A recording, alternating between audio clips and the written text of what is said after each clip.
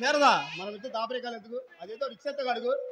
అబ్బే అది లేదండి, మీరు డ్యూటీలో పడి సరిగ్గా భోజనం చేయడం తినక 4 రోజులు అవుతుంది. డ్యూటీలో ఏమైనా ప్రాబ్లమా?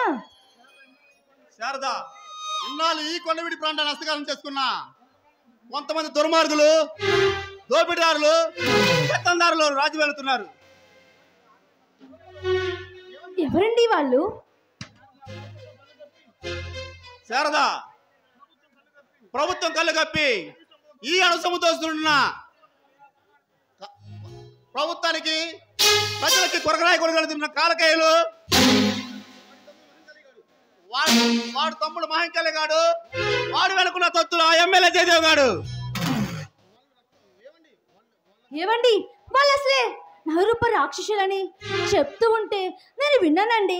వాళ్ళతో మనకెందుకండి, మన జాగ్రత్తలో మనం ఉండాలండి. శారదా, శారదా, ఆ ముగాలు బట్టి కనిపించిన మగధీరు నీ భర్త.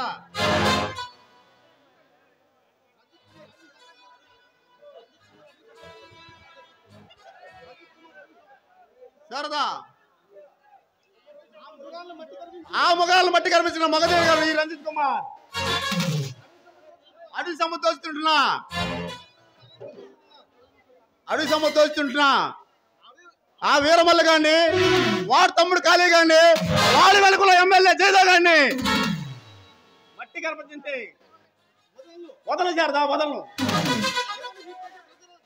ఏవండి మీరు చేసే ప్రతి పనిలో మీకు తోడుగా, మీకు నీడగా ఉంటానండి. శారదా, నువ్వు నా పక్కన ఉంటే చాలు శారదా, ఎంత విజయాన్ని అవలేలుగా అందుకోగలను.